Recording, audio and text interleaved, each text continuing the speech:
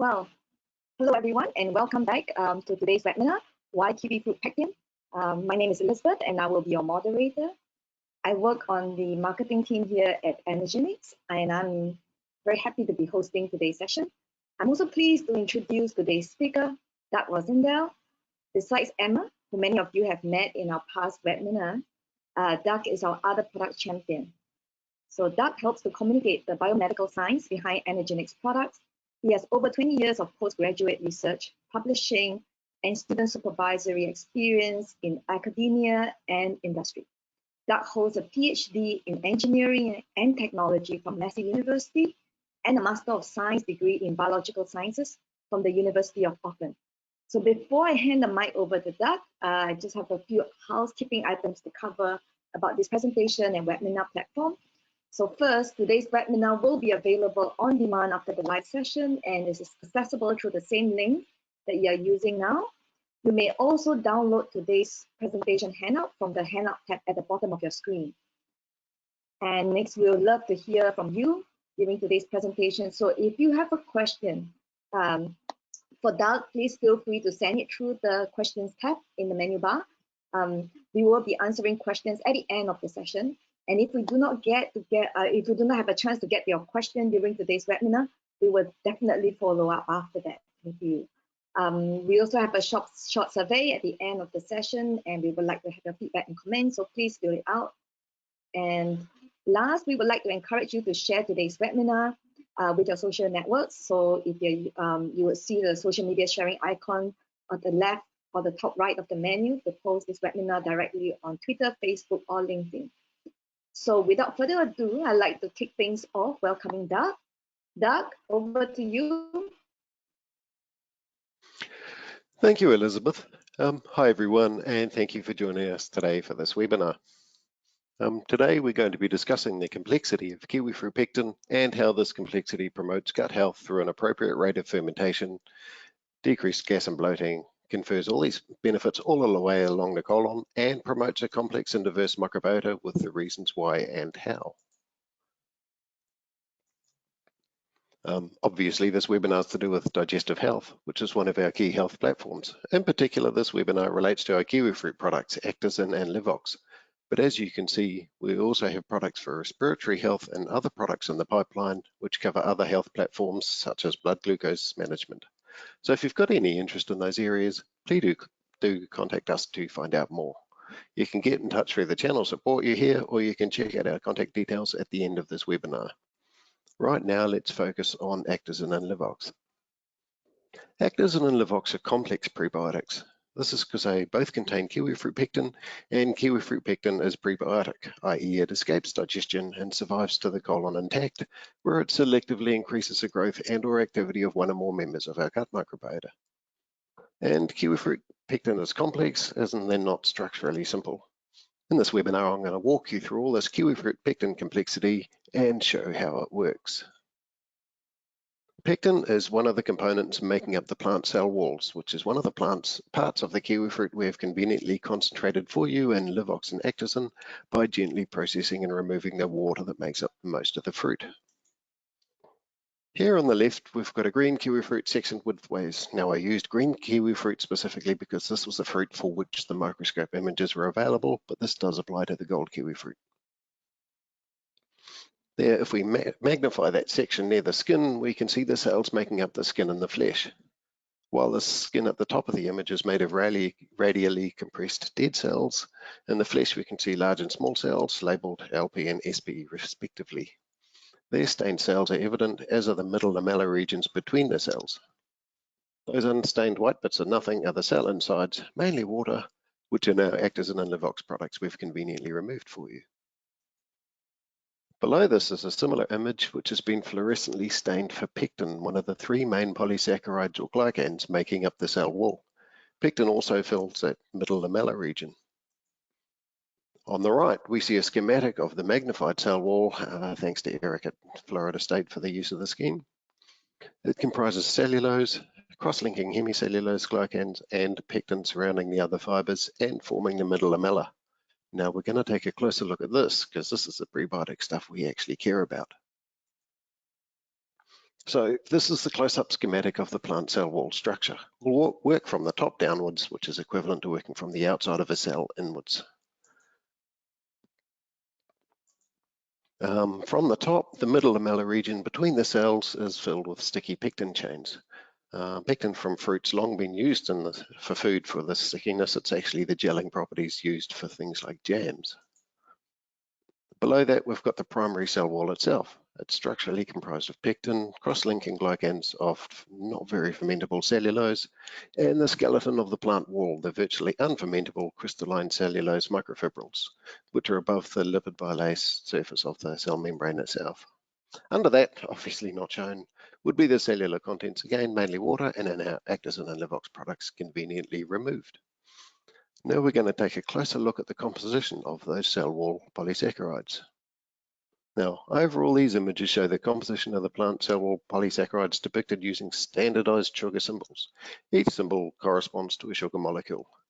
For example, as shown in that key on the left, glucose is represented by a blue circle, fructose is a green pentagon, galactose is a yellow circle, and so on.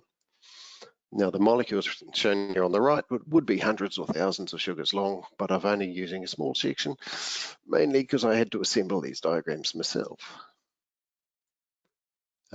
Now, cellulose. This is a very simple linear structure of thousands of beta-1,4 linked glucoses attached end to end. Numbers of these chains cluster into orderly rows to form crystalline fibers. Now, remember those sort of green columns in the previous picture? These are difficult for any enzymes to take apart. Cellulose is tough. Cows and other animals, which eat grasses, have to possess specialized bacteria which produce complicated multi-enzyme scaffold assemblies called cellulosomes, which they use to take cellulose apart. In humans, cellulose is completely indigestible and almost completely unfermentable. Next, we have hemicellulose, which is a simple linear structure of xyloglucan and xylan, and this links the crystalline cellulose fibers together.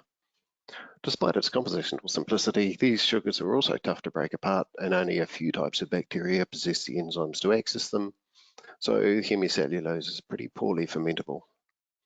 The main benefit from eating cellulose and hemicellulose is from bulking and water holding. Psyllium husk, like Metamucil and other products, have a lot of this stuff. Now, pectin is much more interesting. Unlike the others, it's completely fermentable, but it's much more complex in terms of structural features and composition. This complexity ensures that pectin's fermented much more slowly than the readily fermented materials such as the common prebiotics, inulin, phosphorus, or resistant starch. Pectin's got a core of predominantly galacturonic acids, which are a type of acidic sugar, and they're either decorated with branches of other sugars or esterified with methyl or acetyl esters.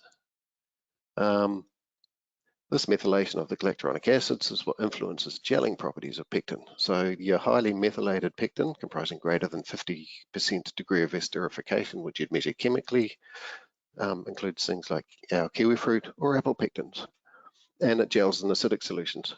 While the low methyl pectin, which is less than 50%, is things like the citrus pectin, and that needs calcium to gel. This causes the last part of the pectin to be fermented by gut bacteria, because they must first contend with the methyl and acetyl esters and the branches. Some good gut bacteria, such as Faecalibacterium prausnitzii, otherwise known as our good gut buddy F-Prau, only use the highly methylated galacturonic acid core, so they rely on other bacteria to debranch the pectin first. Some products have gotten rid of that core to focus on the branches, which loses the benefits the core provides. Now, these branches do add a lot of complexity to pectin and promote the same complexity to the gut microbiota trying to ferment them, basically by making heaps of bacteria work together to degrade them. These branches are usually removed by the stresses of food processing. Thus, other commercial sources of pectins from apple or citrus will either lack the branches which our gently processed kiwifruit pectin possesses, or lack the core, neither of which are great from a prebiotic perspective. Now, on the rightmost end of the pectin diagram, we have the RG1 rhamnogalacturonan. It actually has a modified core and some fairly simple branches, but overall it's pretty complex. But on the left is the RG2 rhamnogalacturonan 2, This is a substituted core with the branches comprising 8 sugars, and some of those sugars are modified or have unusual linkages such as borate crosslinks. Collectively, this RG2 is regarded as one of the most complex polysaccharides found in nature, because rather than the 2 to 3 sugars and linkages needed to break down other cell wall polysaccharides, RG20's got over 20. While there are some gut bacteria such as Bacteroides theta iota omicron, otherwise known as B theta, which do possess almost all the enzymes to break down these complex structures, normally a community of many different bacteria is needed to sequentially break down and remove the sugars making up these complex chains. Food webs of bacteria will result, with primary degraders clearing room to leave excess or break components off for secondary feeders. Now, in contrast with complex kiwifruit pectin, common prebiotics have got much simpler structures, as you can tell here. They're typically limited to 1 sugar and 1 or 2 linkage conformations, depending on branching, like resistant starch. Now, they tend to be from storage polysaccharides, which are plant energy stores. They're designed to be easy to deposit and relatively easy to access. So our fructooligosaccharides, FOS, and our galactooligosaccharides, GOS, at the top are short oligosaccharides of fructose or galactose. Typically, they've got short 5 to 7 degrees of polymerization. That means they're just made of 5 to 7 sugars, and these oligosaccharides are easy for bacteria to ferment. Now, humans and other animals don't possess the enzymes to break the linkages between these sugars, so they'll survive digestion intact. But many bacteria do commonly possess the proteins required to bind, break, and use these sugars as energy sources, so they'll be often pretty rapidly fermented by the bacteria first to encounter them. Inulin and its relative synestrin are much larger linear fructopolysaccharides. They'll possess up to 20 to 60 or more degrees of polymerization. Again, they're rapidly fermented by the first bacteria to encounter them. But being slightly larger, they're going to take slightly longer and will progress slightly further through the colon. But ultimately, they'll still be rapidly broken down to fructooligosaccharides and used as energy and carbon sources by bacteria. Then we've got resistant starch. Now this is named because it resists digestions by humans and other animals. Often this is just because the starch is simply coiled or jammed into conformations, like crystalline starch, which are hard for us to digest, despite the fact we do possess the enzymes called amylases that are needed to degrade starches. Then we've got retrograded starch, which is heated and left to condense. Other type of resistant starch are branched, and these branched linkages are hard for us to digest too. However, bacteria don't have any of these problems, as they possess all the enzymes capable of accessing these crystalline or retrograded or branched starches, and like the other comparatively simple oligosaccharides or polysaccharides, they'll be rapidly fermented by the first bacteria to encounter them. In contrast, our normal starch and our mono and disaccharides, such as glucose, galactose, the lactose milk disaccharide made from glucose and galactose, and the sucrose plant sugar made from glucose and fructose, are easily digested by humans and other animals, so they're not going to reach a colon where most of the gut bacteria are, except if eaten in vast excess. All this means that onion, FOS, and GOS, those simple carbohydrates, require a relatively simple toolbox of bacterial enzymes to completely and quickly ferment them. While kiwifruit pectin with its complex side chains and core requires a really complex assortment of enzymes from a range of specialized bacteria and will take a period of time.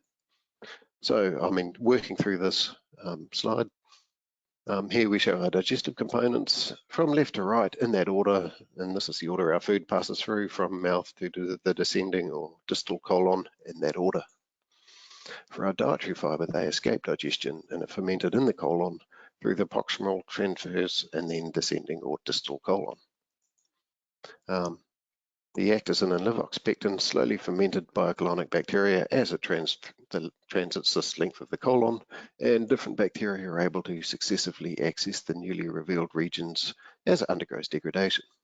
The slower rate of fermentation means that you get a greater variety of good bacterial species that can actually grow, which will increase our microbial diversity, and we'll get beneficial fermentation byproducts such as the short-chain fatty acids produced from the kiwifruit pectin all the way along the length of the colon.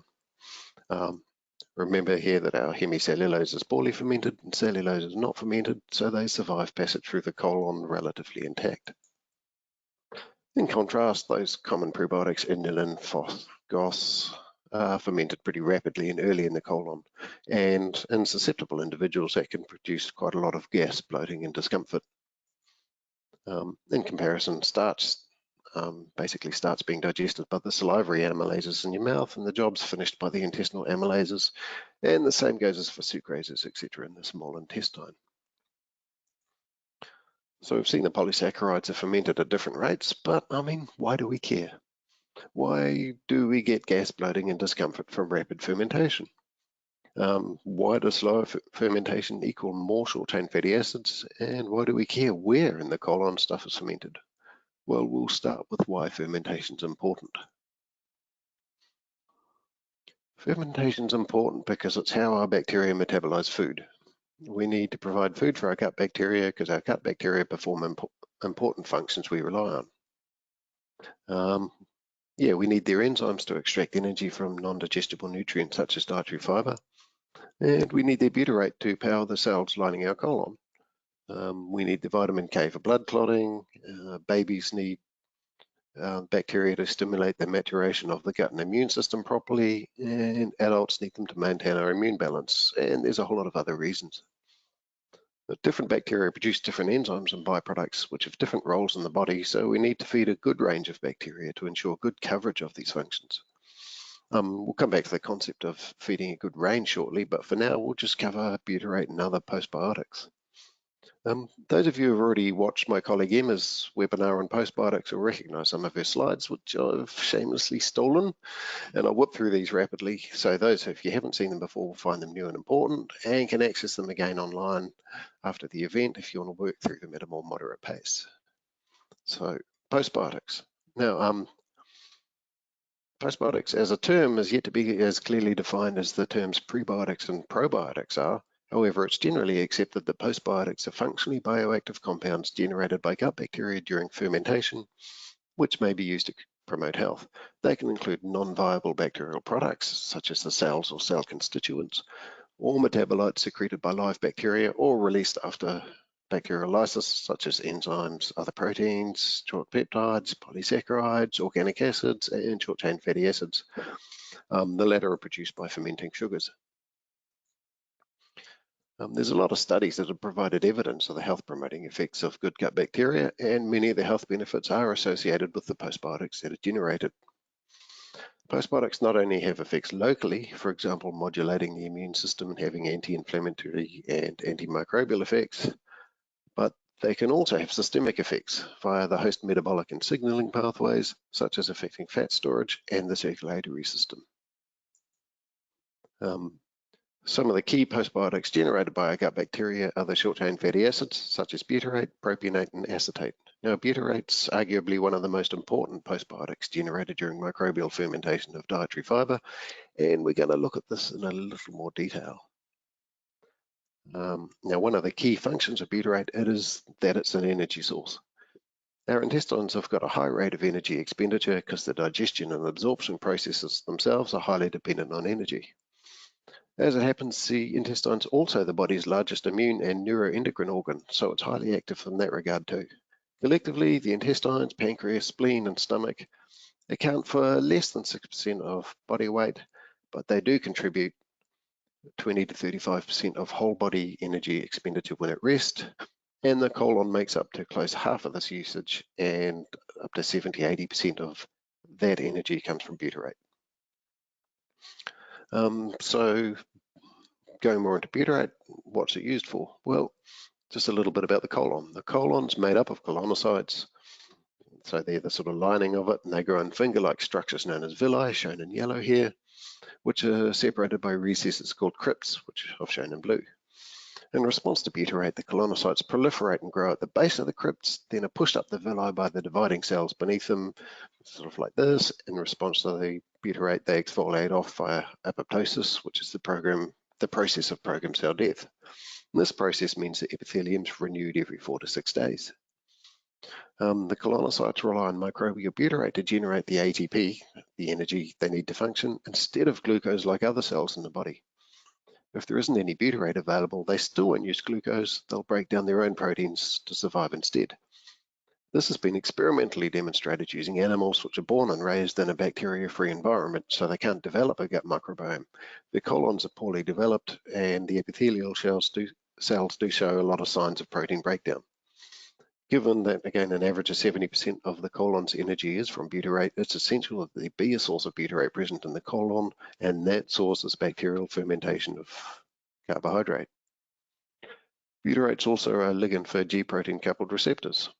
Binding of butyrate to these receptors triggers a cascade of biochemical pathway events, which results in increased gene transcription and protein translation for a variety of cellular functions. Some of the functions include mediation of host metabolism, such as adiposity, which is fat storage, and the production of the hormones leptin and PYY, which are involved in appetite regulation. In this way, dietary fiber fermentation by gut bacteria produces butyrate, which in turn affects satiety and weight gain.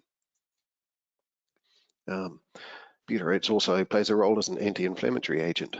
Butyrate inhibits histone deacetylases, which then lead to inhibit nuclear factor kappa B. NF-kappa B regulates a whole lot of genes involved in early immune inflammatory responses. The activity of NF-kappa B is often dysregulated in colon cancer and in inflammatory bowel diseases such as ulcerative colitis and Crohn's disease. Studies have suggested that increasing butyrate can help to ameliorate the inflammation and symptoms of inflammatory bowel diseases. Butyrate can also help to modulate oxidative stress in the colon mucosa. Oxidative stress is involved in both inflammation and the initiation and progression of carcinogenesis. As butyrate can help increase concentrations of antioxidants such as GSH, and possibly decrease reactive oxygen species production, enhance butyrate production in the colon by fermentation of polysaccharides can lead to improved barrier function and enhanced resistance to toxins. Now, as mentioned before, butyrate helps to promote the growth and regeneration of the colon epithelium. It's found in a variety of concentrations. So the butyrate, which is diffused down into the crypts between the villi, may be down at a concentration of about 0.5 millimolar, a tenth of that found in the lumen where it's produced by bacteria. And at this low concentration, it enriches gene expression for cell proliferation type functions. But this is what stimulates the colonocyte growth in the crypts. Whereas up at the lumen at 5 millimolar, where it's produced by bacteria, it's in excess of metabolism, and it accumulates to inhibit histone deacetylases and stimulate apoptosis and villi exfoliation. Interestingly, research has shown that this is how butyrate can kill colon cancer cells. This is because cancer cell metabolism is quite different. Cancerous colonocytes don't use butyrate for energy, they only use glucose, but lots of it. Because cancerous colonocytes are no longer using butyrate like other colonocytes, and they can no longer export it either, in that butyrate-rich environment, they now have a surplus. This means that cancer cells accumulate butyrate because they don't metabolize it, and this surplus inhibits those histone deacetylases at lower concentrations than it needs to be for other cells and results in programmed cell death. So again, they're susceptible to butyrate-induced apoptosis at lower concentrations than other colonocytes. That's neat. Now, going on to the question of why would bacteria ferment rapidly, with a phosphorus starch and stuff. Bacteria do it because they basically have to. It's not a choice, it's a programmed response, part of that imperative to proliferate and divide and grow. Now, they mainly do this to outcompete other bacteria. Firstly, by denying resources, if they use up all the sugar that other bugs can use and thereby deny those other bugs access to the sugar which is needed to grow, then the other bugs can't compete. I'll go into this a little bit more detail shortly because the consequences of this can be the gas and bloating, which is detrimental to us, or postbiotic production, which is beneficial to us. But basically, our bugs try to eat faster so that other bugs can't. Following this denying of resources to other bugs, our bacteria will also excrete byproducts of all the sugar they're trying to cram to control their local environment. Many of these byproducts are beneficial postbiotics so that the bugs can ensure that its host stays healthy and continues to provide a safe haven for them. And many, such as the organic acids like lactate and short-chain fatty acids like butyrate, are acidic, and these lower the pH to levels that other bugs can't tolerate, thereby creating sort of an environmental niche for themselves to thrive in. Now we benefit from this because many of the pathogens are most susceptible to acidity. Again, now for many bugs, this pumping out acidic byproducts isn't actually a choice. It's just how their metabolism works, and it won't work if they don't do it. Now it's only when they can't rapidly use stuff that bacteria start to cooperate. And the trouble with all this fermenting quickly is that it results in gas. So why does rapid fermentation of sugars sometimes result in gas, bloating, and discomfort? Now, it's not a black box. There are metabolic rules for why this stuff happens, and knowing these, we can manipulate the system to avoid outcomes we don't want and achieve outcomes we do want. So what are these rules? Simply, for most bacteria to use the sugar, it's got to metabolize it to make ATP, the energy currency of the cell. This is usually done by glycolysis, simplified here. Sugar is fed through the system, exiting glycolysis as pyruvate, and you get 2 of those per sugar. This pyruvate then goes on to contribute its carbons towards biomass, and the process generates the energy to add inorganic phosphate to adenosine diphosphate, making adenosine triphosphate. Of course, later breaking this high energy phosphate bond back to inorganic phosphate and ADP happens all the time. This is the process that powers enzymes. Now at the top, there's a cofactor, NAD+, which is a proton donor or acceptor. This gains hydrogen to become NADH and must be regenerated back to NAD+, or glycolysis stalls. So this is like a rate limiting step. In aerobic respiration, such as done by humans and other animals which use oxygen, this happens during the next step, oxidative phosphorylation. However, anaerobic bacteria can't do this. The ones found in our gut, they have to regenerate it another way. So our anaerobic gut bacteria regenerate NAD+ by turning pyruvate into another organic acid such as lactate, which also accepts one of the hydrogens in the process from the NADH, regenerating NAD+. Again, that's not a choice. If bacteria are in a hurry, they absolutely must do this to continue to use sugars faster than their competitors. This is the process that generates these organic acids and the gases hydrogen, methane, and carbon dioxide. And if it gets out of control, heaps of rapidly fermentable sugars, and happens faster than we can remove it, wow, we get to bloating. Of course, if we slow this process down, then the bacteria have other less gaseous options, and knowing that simple sugars are fermented rapidly and knowing why, we can do something about it by using Kiwifruit Pectin.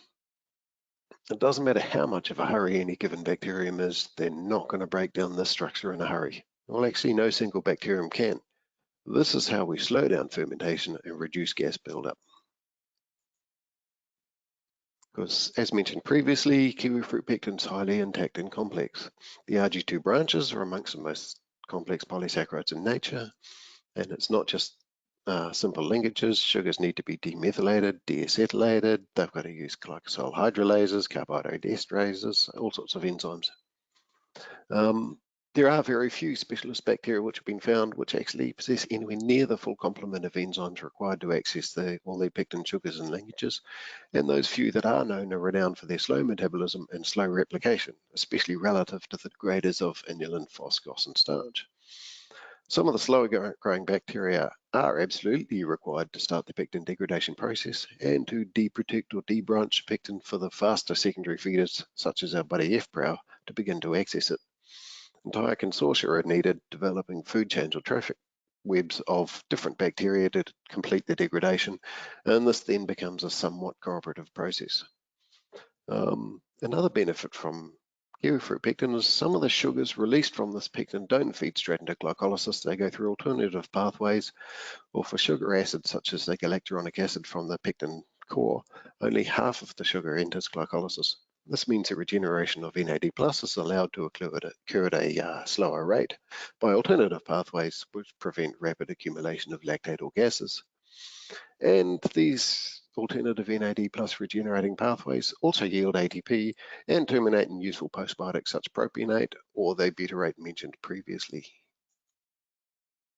So now we know how fermentation works. Why do we care where in the colon stuff is fermented? Well, if all the fermentation does happen in the proximal colon, the first bit where food enters and first meets a bacteria, then in addition to the potential for gas, bloating and discomfort, we can't provide the benefits of bacterial short-chain fatty acids like butyrate or increase bacterial complexity all the way along the colon. Because conditions change along the colon, different types of bacteria actually occupy different bits. Here at the start of the proximal colon, it's quite acidic, basically as a result of all that initial fermentation and acidic byproduct production by the bacteria here. Many of these are firmicutes, including lactobacillus, which we all know about from yogurts and fermented foods, and our good gut buddy, F. prow.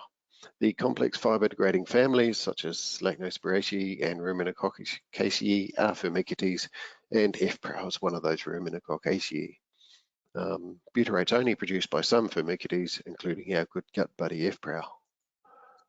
In contrast, the distal colon at the far end is much less acidic, which is consistent with the lower amount of fermentation happening here, mostly due to stuff not having survived the proximal colon's fast-fermenting firmicutes. Thus, these more neutral conditions can support a greater relative abundance of Bacteroidetes. Now, these guys can handle pretty much any complex fermentable material that survives transit this far. Bacteroidetes produce propionate instead of butyrate. Propionate is absorbed and makes its way to the liver, where it helps reduce fat storage and on the way stimulates satiety. I mean, this is good, and it's one of the many reasons why we want to eat complex dietary fiber like Kiwifruit Pectin.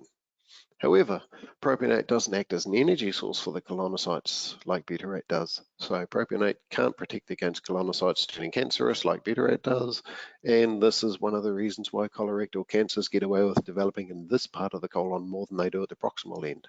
Basically, because there's less protective butyrate here, because there's less butyrate producing bacteria here, because there's less fiber here for them to ferment. So by providing a slowly fermentable fiber such as Kiwifruit Pectin, we can ensure that some of the proximal firmicutes kind of stick to it and carry along with it and continue to provide their benefits in the distal colon. And because Kiwifruit Pectin complexity forces bacterial cooperation, we can let our Bacteroidetes start to ferment it as well. And so we'll get this complex microbiome. And yeah, this illustrates how we use Kiwifruit Pectin to ensure we have a complex microbiota, which leads us to having a complex, diverse gut microbiome is one that contains a whole lot of different sorts of bacteria is a really useful thing. I mean, it's nicely depicted in this picture illustrating the microbiomes of the Baka, Pygmies and Bantu people of Africa compared to those of US Americans, which Emma's previously described in our previous webinar on postbiotics. Now, as you can see, the Pygmies and Bantu have a high level of diversity with many different bacterial species in their guts, compared to the US American, who's got pretty low diversity. The Pygmies are hunter-gatherers, and the Bantu have access to agricultural food, but they're both diets rich in plant material. Now compare those two to the US Americans on the right with their Western diet, which is high in processed foods and low in dietary fiber from fruit and vegetables, and the differences induced by the dietary fiber complexity become apparent. This process also gives us good bacterial functional coverage too. Returning to this slide, now remember that bacteria perform functions that we can't do without, but because not all bacteria possess all of these functions, it's even more important to have more different types of bacteria so we can cover all of these functions. Also, we need to ensure that we've got functional redundancy. If we lose a bacteria performing a key function, then we may be in trouble.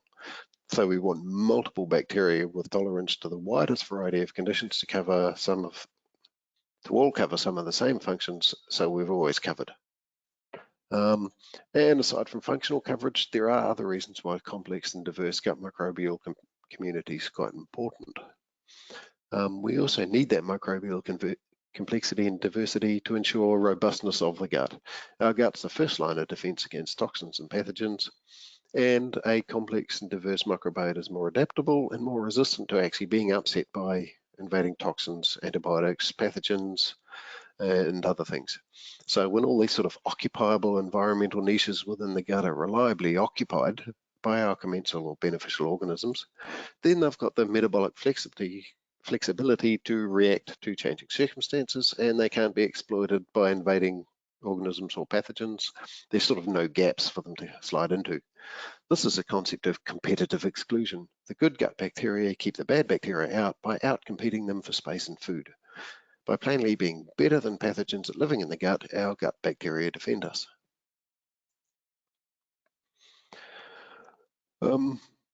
Thus we have Kiwifruit Pectin. It's a complex plant cell wall polysaccharide which ferments slowly all the way along the colon, giving us a complex and diverse microbiota, creating useful postbiotics such as butyrate. So just to summarize the key points from today's webinar, we've seen the complex composition of Kiwifruit Pectin and compared it to much simpler commercial prebiotics. We've seen how it naturally occurs in the cell walls of kiwifruit and how bacteria are kind of forced to cooperate to ferment it. And we've seen the importance of fermentation, why we want to actually feed our gut bacteria and allow them to ferment stuff. We've seen in some detail about postbiotics produced by this fermentation by bacteria, with a particular emphasis on butyrate, which is incredibly important to our health.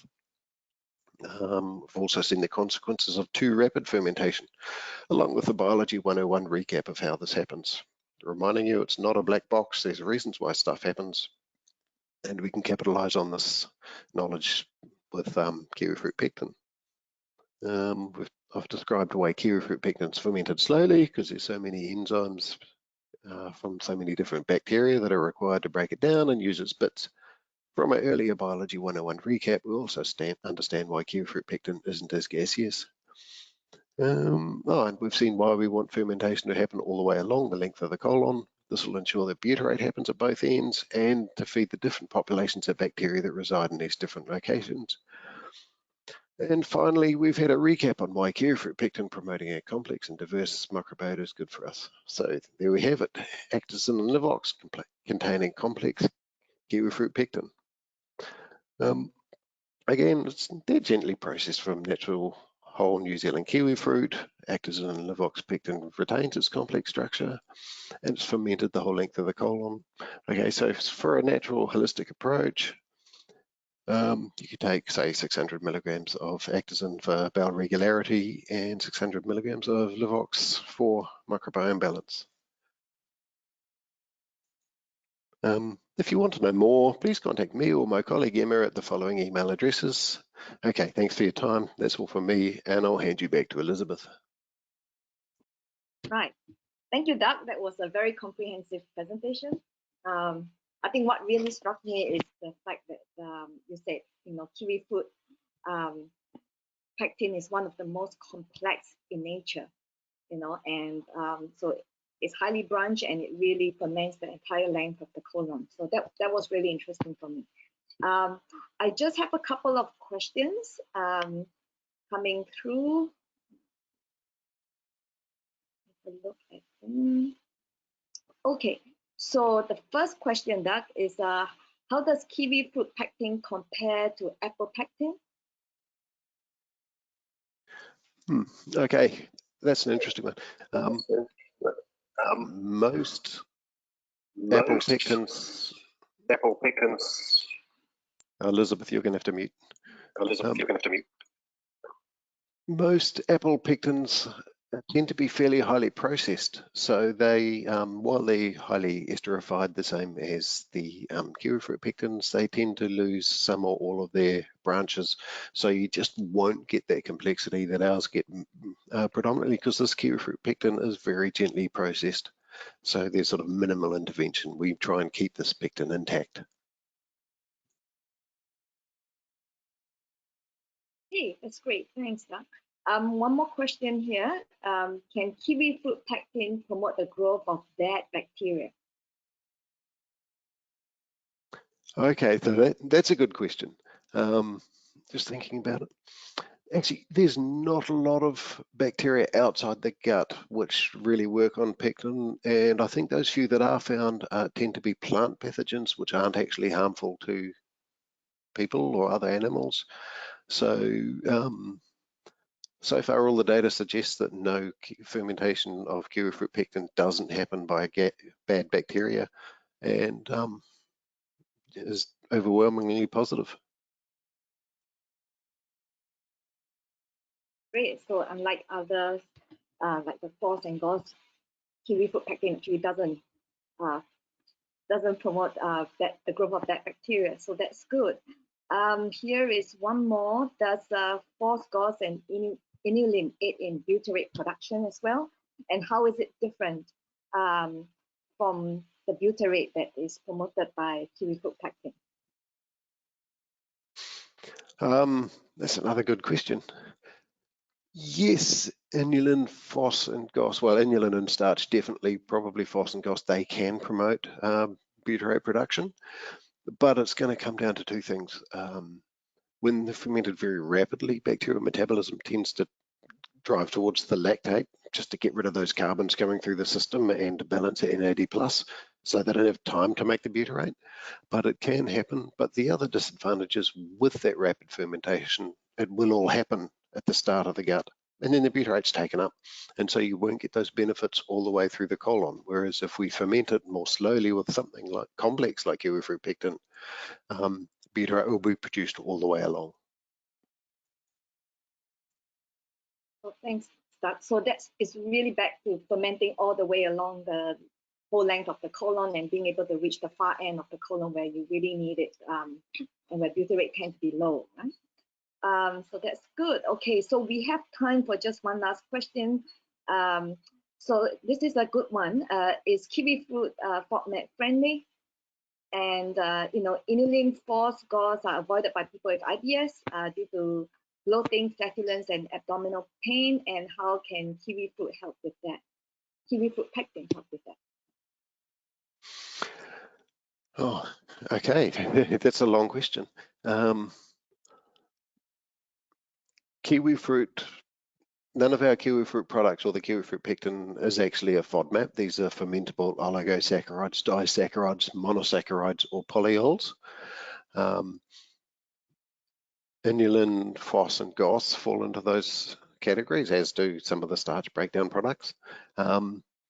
Yeah, they tend to be rapidly fermentable. It's that same problem again. So in susceptible individuals, especially people with IBS, they have certain bacteria that are particularly responsive to those. They ferment them really quickly and grow out of control and produce a lot of gas, which again, they feel a little bit more. So they'll get a lot of gas bloating and discomfort, and it will happen quickly.